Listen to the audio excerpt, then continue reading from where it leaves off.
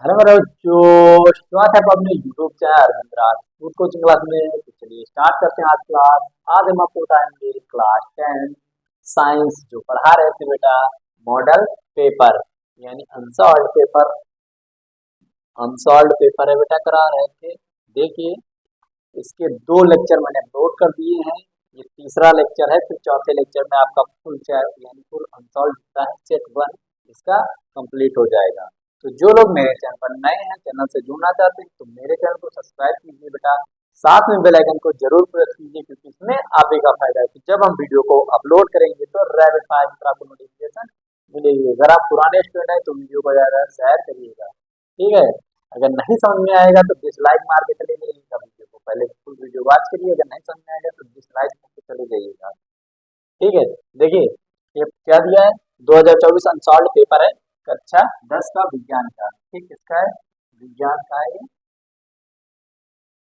Okay, set 1 है IJ 2024 का, set था आईजे 1 था। इसमें जो मैंने बता दिया दो लेक्चर तो के तीसरे लेक्चर में ये केमिस्ट्री का, चौथे लेक्चर में बायो का पार्ट आ जाएगा, वो पूरा चैप्टर फिनिश हो जाएगा। तो टाइम ना वेस्ट करते हुए स्टार्ट करते हैं क्लास। देखिए क्या लिखा है, निम्नलिखित यौगिकों के संरचनात्मक सूत्र लिखिए। यानी इसका स्ट्रक्चर बनाना है किसका बेटा, मेथेनोइक अम्ल का। मेथेनोइक, ठीक है, आपने पढ़ा होगा। एक कार्बन के लिए मेथ लगता है, दो के लिए एच लगता है, तीन के लिए प्रोब लगता है, चार के लिए ध्रुव लगता है। अगर नहीं देखा है तो जाइए मेरे चैनल पे, वहाँ पे पढ़ा है आईपीएससी ने एमपीएससी, वहाँ से आप पढ़ सकते हैं, अच्छे से आपको समझ में आ जाएगा, ठीक है। तो मेथेनोइक क्या होता है, हमको पता है। ये मेथेन का फार्मूला क्या होता है, CH4। और इसकी संरचनात्मक, अगर उस संरचना इसकी बनानी हो तो हमको ऐसे बनाना है बेटा कुछ। ये ये हो गया मेथेन का। अब हमको लेकिन बनाना क्या है, मेथेनोइक अम्ल बनाना है। तो हमको बेटा पता है मेथेनोइक अम्ल यानी मेथेनोइक अम्ल नहीं बनाना, मेथेनोइक अम्ल का स्ट्रक्चर बनाना है। तो ये मेथेन हो गया। अब यहाँ से ये हटा देंगे, फिर इसमें लिख देंगे, देखिए, कार्बन, ये हो गया मेथेनोइक अम्ल। क्या हो गया, मेथेनोइक ओ एच जिसमें लग जाता है उसको ओइक पढ़ते हैं। क्या पढ़ते हैं बेटा, ओइक। तो ये हमारा पहला हो गया, ठीक है। क्या इसको पढ़ेंगे, मेथेनोइक अम्ल यानी मेथेनोइक एसिड, इंग्लिश में बोले तो मेथेनोइक एसिड बोलते हैं। फिर मेथेनॉल का बनाना है। मेथेनॉल का सबको बच्चा बच्चा जानता है, HCHO होता है, HCHO होता है, HCHO होता है। मेथेनॉल क्या होता है, HCHO होता है। ये दूसरा हो गया। ये दो दो नंबर के हैं बेटा, 6 मार्क्स आपको मिलेंगे, टोटल 6 मार्क्स मिलेंगे। कितने मार्क्स का है, 6 मार्क्स का है। ओके, तो ये हमारा दूसरा पार्ट हो गया। तीसरा पार्ट का हमको क्या बनाना है, one chloro one chloro propane बनाना है। कितना, वन क्लोरो प्रोपेन बनाना है। One chloro propane. सबसे पहले हमने क्या देखा, प्रोपेन। प्रोपेन के लिए बेटा हमने कितने कार्बन लगाने पड़ेंगे, 3 कार्बन लगाने पड़ेंगे। कितने कार्बन लगाने पड़ेंगे, 3 कार्बन लगा दीजिए। पहले इसको हम करते हैं रब। अब इसको आप नोट कर लीजिए, इसको हमने कर दिया रब। अब देखिए, वन क्लोरो प्रोपेन, 1 2 3। तो फर्स्ट नंबर पे आप इधर भी क्लोरो लगा सकते हैं, इधर भी क्लोरो लगा सकते हैं। चलिए हमने यहाँ पे लगा दिया वन क्लोरो। अब हाइड्रोजन अटैच कर देंगे। हमको पता है एक कार्बन के साथ में कितने हाइड्रोजन अटैच किए जाते हैं, 4, ठीक है। कार्बन कितनी संयोजकता होती है, 4 संयोजकता होती है। तो इसका नाम हो जाएगा वन क्लोरो प्रोपेन, ठीक है। ये हमारा बेटा तीसरा पार्ट हो गया। चौथा पार्ट क्या है, नाइट्रोमेथेन। दिख रहा होगा, नाइट्रोमेथेन। ओके, नाइट्रोमेथेन, CH3 या कार्बन, नाइट्रो का फार्मूला जानते हो, NO2। इसको बोलते हैं बेटा नाइट्रोमेथेन। एक कार्बन है, एक कार्बन के लिए मेथ होता है, दो कार्बन के लिए एथ होता है। तो इसका क्या नाम हो जाएगा, नाइट्रोमेथेन हो जाएगा। ये 4 हो गया, समझ में आ गया होगा बेटा। अब बताएंगे, नेक्स्ट है विद्युत रासायनिक श्रेणी को स्पष्ट कीजिए और इसके दो अनुप्रयोग लिखिए। तो बेटा इसको रब कर देते हैं, फिर आगे बताते हैं। देखिए, ठीक बेटा, क्या बताना है हमको, विद्युत श्रेणी बतानी है। विद्युत विद्युत श्रेणी बतानी है और इसकी क्या बतानी है, अनुप्रयोग लिखिए बेटा विद्युत श्रेणी की। तो आप टेंशन मत लीजिए, अभी आपको बताते हैं बेटा। देखिए विद्युत रासायनिक क्रिया क्या होती है, अब दिख रहा होगा आपको। अच्छा, क्वेश्चन नंबर 6 का पार्ट है, ठीक है बेटा। देखिए मैंने इसलिए पहले से ही लिख रखा है, आपको दिक्कत नहीं होगी, ज्यादा लिखने का टाइम नहीं देता, आपको करेंगे। देखिए बेटा, विद्युत रासायनिक श्रेणी यह धातुओं और अनेक या धातु और अनेक आयनों की क्रियाशीलता के आधार पर व्यवस्थित सूची है। यानी विद्युत श्रेणी क्या है, विद्युत श्रेणी जो हमारी है अनेक, क्या, अनेक धातु और अनेक आयनों की क्रियाशीलता के आधार पर व्यवस्थित सूची है। इसे अनेक इलेक्ट्रोड विभव के अनुसार व्यवस्थित किया जाता है। इसे यानी इसे व्यवस्थित किया जाता है बेटा, विद्युत रासायनिक श्रेणी को व्यवस्थित किया जाता है किसके आधार पर, इसे अनेक इलेक्ट्रोड विभव के अनुसार व्यवस्थित किया जाता है। पहला धातु के, पहला इसका अनुप्रयोग क्या हो जाएंगे, तो इसका अनुप्रयोग देखिए, दो इसके अनुप्रयोग लिखने हैं, दोनों अनुप्रयोग लिख देंगे। पहला हमारा धातु के जंगरोधी गुण को जानने में, यानी धातु के जंगरोधी गुण को जानने में, यानी धातु में जंग क्यों लगती है, जैसे संक्षारण का ही कहते हैं, संक्षारण का ही, ठीक है, संक्षारण। दूसरा है वोल्टाइक सेल में धातु धातु चयन हेतु, ठीक है, यहाँ पे चयन होगा,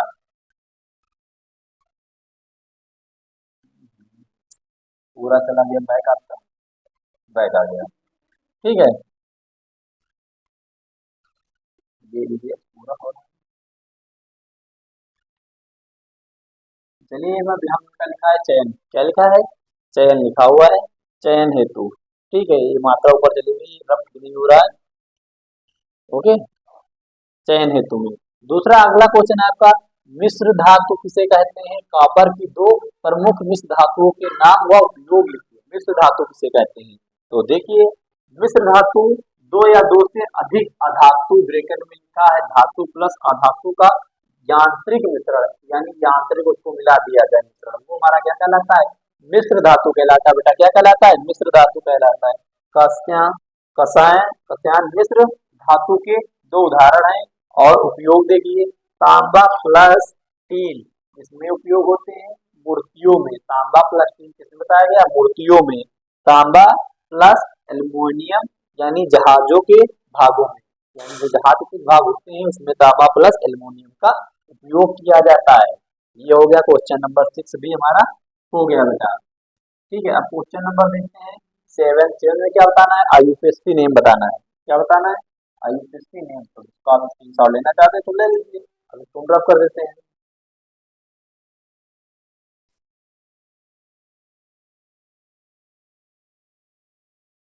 ठीक है बेटा, देखिए क्वेश्चन नंबर 7 है, निम्नलिखित आईयूपीएसी नेम बताने हैं, क्या इनको बताने हैं, आईयूपीएसी नेम बताना है। आईयूपीएसी नेम का फुल, आईयूपीएसी का फुल फॉर्म क्या होता है, आई का मतलब होता है इंटरनेशनल, यू का मतलब है यूनियन, फिर पी का मतलब होता है प्योर, ए का मतलब होता है अप्लाइड, सी का मतलब होता है केमिस्ट्री, ठीक है।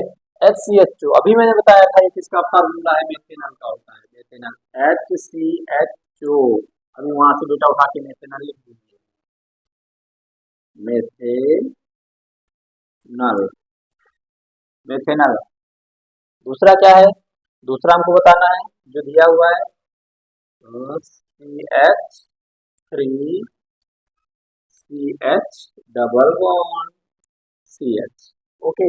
अब देखिए इसमें हम इसका आईयूपीएसी नेम कैसे करेंगे, तो आपने पढ़ा होगा बेटा, इधर से डबल बॉन्ड पास में आता है, उधर से नंबरिंग स्टार्ट करते हैं, अगर इधर से करें तो 1 2 3, यानी दूसरे नंबर पे आ रहा है, इधर से करें तो 1 2 3, यानी इस साइड से करेंगे, किस साइड से करेंगे, इस साइड से करेंगे, ठीक है।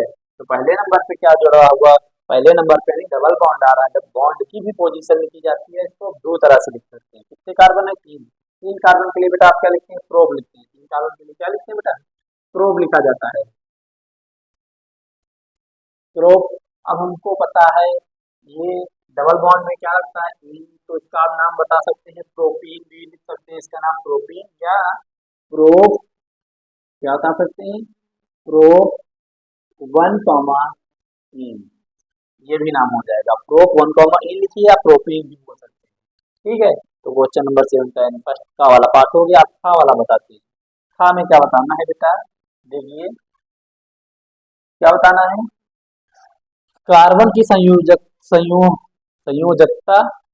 संयोजकता यहाँ पर होगा बेटा। कार्बन की कार्बन की संयोजकता,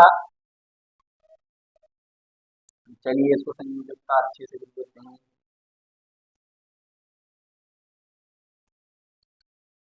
मेरे यार गलत हो गई क्या बार बार। कार्बन की संयोजकता ठीक है। कार्बन की संयोजकता पर एक संक्षिप्त टिप्पणी लिखी। किसकी बेटा लिखनी? किस पर टिप्पणी लिखनी है? कार्बन पर। चलिए कार्बन का ले आते हैं, ये उठा लाते हैं हमने, कार्बन का उठा लाए। ज्यादा मुझको टाइम नहीं लगेगा बेटा, आपका टाइम वेस्ट नहीं करेगा, इसलिए मैंने ऑलरेडी लिख रखा है ताकि आपका टाइम वेस्ट बिल्कुल ना हो। ओके बेटा, देखिए कार्बन की संयोजकता पर टिप्पणी। कार्बन संयोजकता यानी कार्बन की संयोजकता यहाँ पे होगा, लिखिएगा बेटा कार्बन की संयोजकता 4 है। कार्बन की संयोजकता कितनी है? 4, यानी कार्बन से कितने हाइड्रोजन जुड़ते हैं? 4। जो भी जुड़ते हैं यानी 4 की संयोजकता होती है, 4 ही। वो कार्बन कितनी? 4 ही संयोजकता उसकी कितनी होती है? 4 होती है। जिसका जिसका अर्थ क्या है कि यह अपने चारों ओर की परमाणुओं के साथ 4 रासायनिक बंध बना सकता है। कितने रासायनिक बंध बना सकता है? 4, यानी कार्बन कितने रासायनिक बंध बना सकता है? 4। कितने? 4, यानी इसीलिए बताया गया है कि कार्बन की संयोजकता 4 है, जिसका अर्थ है कि यह अपने चारों ओर कितने बंध बना सकता है? 4, 4 बंध, 4 रासायनिक बंध बना सकता है। यह संयोजकता कार्बन को विभिन्न प्रकार के यौगिक बनाने में सक्षम बनाती है, यानी विभिन्न प्रकार के यौगिक बनाने में क्या बनाती है बेटा? सक्षम बनाती है। यानी यह संयोजकता कार्बन को विभिन्न प्रकार के यौगिक बनाने में सक्षम बनाती है, जैसे कि एल्केन, एल्कीन, एल्काइन। ठीक है, देखिए एल्केन को एल्केन अरे एल्केन एल्केन का फार्मूला पता होगा, जनरल फार्मूला क्या होता है एल्केन का? तो बार बार वापस चला जाने के लिए यहाँ करते हैं। एल्केन होता है CnH2n plus 2, CnH2n plus 2, CnH2n plus 2। दूसरा एल्कीन होता है CnH2n, एल्काइन होता है CnH2n माइनस का 2। ये जनरल फार्मूला होते हैं, एल्केन, एल्कीन, एल्काइन। इसको लिखा है जहाँ पे अल्केन लिखा है, अल्कीन लिखा है, अल्काइन, इसको इंग्लिश में बोलते हैं एल्केन, एल्कीन, एल्काइन। ठीक है, और एरोमेटिक, आरोमेटिक लिखा है, इंग्लिश बोलते हैं एरोमेटिक। एरोमेटिक कैसे पता करते हैं? तो वहाँ पे हाथ का लूप लगता है फॉरेन प्लस का, तो वो आपके में नहीं है बेटा। ठीक है, एरोमेटिक यौगिक कार्बनिक की संयोजकता के कारण ही यह जीवन के लिए एक महत्वपूर्ण तत्व है। इसके लिए यानी ये कार्बन की संयोजकता के कारण ही, यानी जो कार्बन की संयोजकता होती है उसी के कारण ही यह जीवन के लिए एक महत्वपूर्ण तत्व है। यह जटिल यह जटिल जैविक अणुओं का निर्माण करने में सक्षम है। कौन बेटा? कार्बन की संयोजकता यानी कार्बन। तो ये हो गया। अब देखते हैं दूसरा आगे क्या है बेटा। क्या दिया है? बेकिंग पाउडर का रासायनिक नाम हुआ अणु सूत्र लिखिए। बेकिंग पाउडर को गर्म करने पर क्या प्राप्त होता है? बेकिंग पाउडर जो खाते हैं उसको बोलते हैं वही बेकिंग बेकिंग सोडा। ठीक है, इसका रासायनिक नाम बताना है। ठीक है, रासायनिक नाम बताएंगे। कौन सा क्वेश्चन नंबर है? गा वाला। देखिए डाल देंगे गा। ठीक है बेटा, रासायनिक नाम क्या होता है? देखिए रासायनिक नाम, जो बेकिंग सोडा का रासायनिक नाम होता है बेटा सोडियम बाइकार्बोनेट होता है। क्या होता है? Sodium bicarbonate. क्या बोलते हैं इसको, sodium bi कार्बो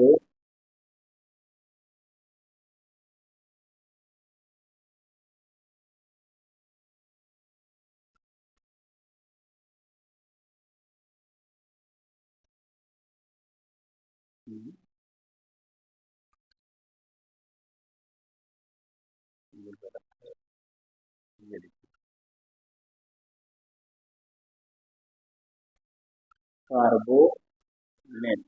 okay, sodium bi carbonate बोलते हैं, सोडियम बाई कार्बोनेट बोलते हैं। अब इसका सूत्र क्या होता है, सूत्र देख लीजिए बेटा क्या होता है, NaHCO3 होता है, NaHCO3 होता है। फिर इसको होता है क्या, गर्म करने पर क्या बनता है, इसको हीट करते हैं सोडियम बाइकार्बोनेट को, NaHCO3 को हम क्या करेंगे, हीट करेंगे, हीट गर्म करेंगे, तो बनेगा Na से पावर 2 होती है, Na2CO3 बनेगा, प्लस जल बन जाएगा H2O प्लस CO2। ठीक है, कार्बन डाइऑक्साइड बनेगी, जल बनेगा, और ये आपको पता होना चाहिए क्या क्या बनता है। यहाँ पे 2 है तो इसलिए हम क्या लगा देंगे, 2 लगा देंगे। ठीक है, अब आपको समझ में बेटा आ गया होगा ये कैसे बनता है। फिर क्या दिया है, अथवा करके दिया है, निम्नलिखित निम्नलिखित निम्नलिखित पर क्या लिखनी है, निम्नलिखित पर संक्षिप्त टिप्पणी लिखनी है, निम्नलिखित पर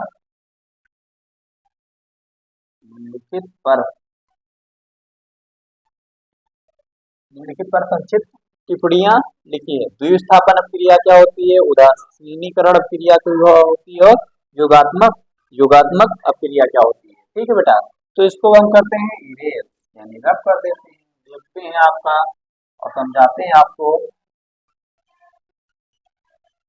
ठीक है,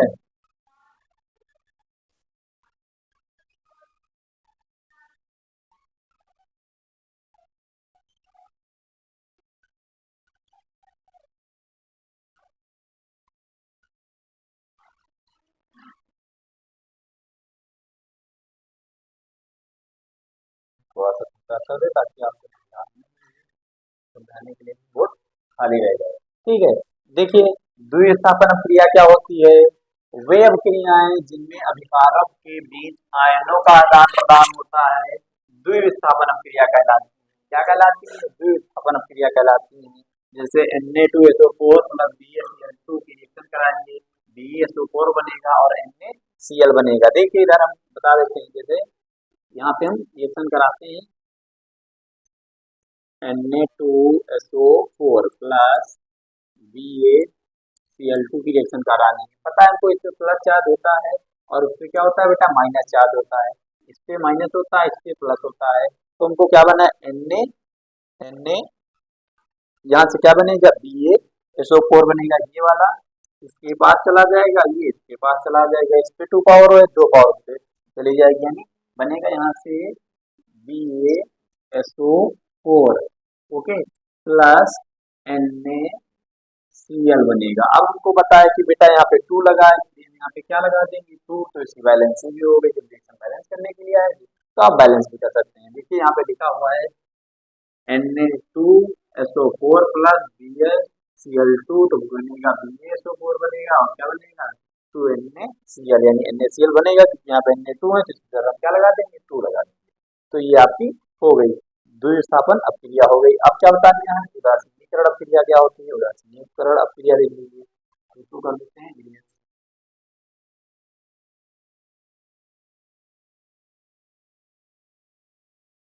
ओके,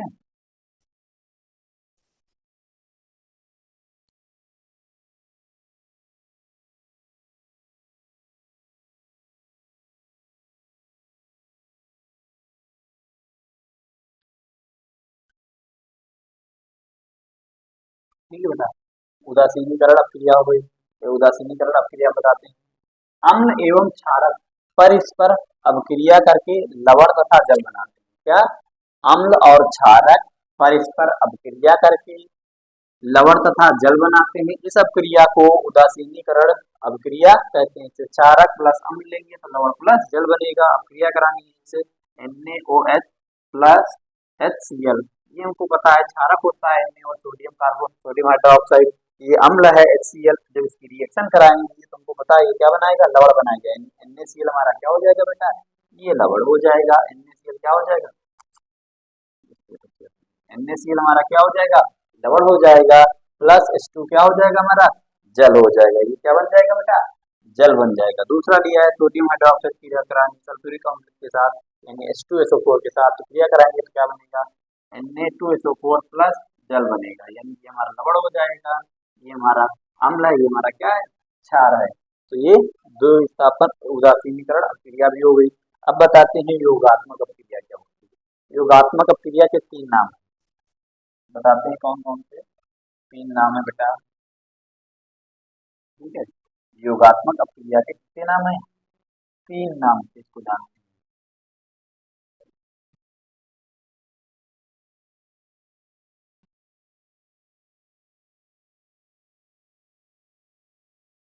देखिए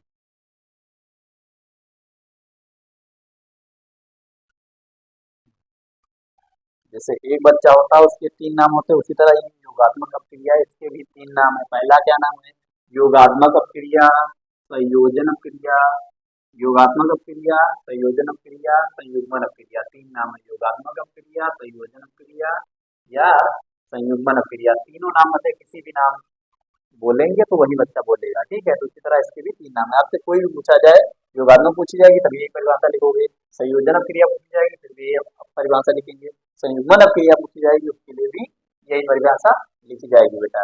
क्या है, इस अपक्रिया में यानी योगात्मक, इस अपक्रिया में दो या दो से अधिक अभिकारक मिलकर क्या बनाते हैं, एकल उत्पाद बनाते हैं। इस अपक्रिया को क्या बोलते हैं बेटा, योगात्मक अपक्रिया बोलते हैं। देखिए इस अपक्रिया में दो से दो या दो से दो या दो से अधिक अभिकारक मिलकर एकल उत्पाद का निर्माण करते हैं। ऐसी अपक्रिया को योगात्मक अपक्रिया कहते हैं। आपको पता होगा जो लेफ्ट साइड में होता है वो हमारा क्या होता है, अभिकारक होता है। ये हमारा क्या होता है, लेफ्ट साइड में अभिकारक होता है, ठीक है। फिर रिएक्शन करने के बाद जो बनता है उसको क्या बोलते हैं, उत्पाद बोलते हैं। जैसे खाना बनाते समय आप दाल दाल बनानी है, पानी डालेंगे, नमक डालेंगे, सब्जी डाल देंगे तो हमारा क्या कहलाएगा बेटा, अभिकारक कहलाएगा। जब बन के पूरी तैयार हो जाएगी तो हमारा क्या कहलाता है, उत्पाद कहलाता है। इसे तो बोलते हैं रिएक्टेंट, क्या बोलते हैं। और फिर जो बनता है उसको क्या बोलते हैं, प्रोडक्ट बोलते हैं, ठीक है। रिएक्शन और प्रोडक्ट, ठीक है। देखिए इसकी रिएक्शन देखिए, उदाहरण देखते हैं इसका, क्या दिया हुआ उदाहरण, कोयले का दहन, कोयले का दहन, कोयले को जलाया जाता है उसका दहन कर रहे हैं, यानी कार्बन और ऑक्सीजन की क्रिया करेंगे तो क्या बनेगा, CO2 बनेगा, कार्बन डाइऑक्साइड बनेगा। जल का निर्माण, देखिए इधर क्या हो रहे हैं, दो अभिकारक लीजिए या दो से अधिक अभिकारक लीजिए, फिर जब इसकी रिएक्शन करा देंगे तो एक हो जाएंगे। देखो ये दो थे तो एक हो गए, तो ये क्या कहलाएंगे, एकल उत्पाद कहलाते हैं। इस क्रिया को क्या बोलते हैं, सही संयोजन क्रिया बोलते हैं, संयुग्मन क्रिया बोलते हैं और योगात्मक क्रिया बोलते हैं, ठीक है। जल का निर्माण हमको पता है, हाइड्रोजन और ऑक्सीजन मिलकर क्या बनाता है, जल बनाता है। H2 प्लस O2 की रिएक्शन करेंगे तो बनेगा H2O, यहाँ पे दो हाइड्रोजन है इसलिए तो यहाँ पे लगा देंगे, हाइड्रोजन की संख्या 4 होगी, ऑक्सीजन भी दो कंप्लीट हो गए, तो ये रिएक्शन बैलेंस भी हो गई, ठीक है। तीसरा है गंधक का दहन, गंधक यानी सल्फर प्लस O2, इसकी रिएक्शन कराएंगे तो क्या बनेगा, SO2 बन जाएगा। ये हमारा सॉल्व हो गया। ये हमारा बेटा था थर्ड लेक्चर। अब इसके बाद एक लास्ट लेक्चर बचा, उसमें आपको बता देंगे पूरा आपका सॉल्व जो पेपर है फर्स्ट सेट फर्स्ट है कि 2024 का आईजे का कंप्लीट हो जाएगा, ठीक है। तो अगर ये मेरी क्लास थी तो वीडियो को लाइक कीजिएगा, चैनल को पहली बार आए तो सब्सक्राइब कीजिएगा, साथ में कमेंट जरूर बताएं आपको वीडियो कैसी लगी। तो मिलते हैं नेक्स्ट क्लास में, वीडियो देखने के लिए धन्यवाद। Thanks for watching this video.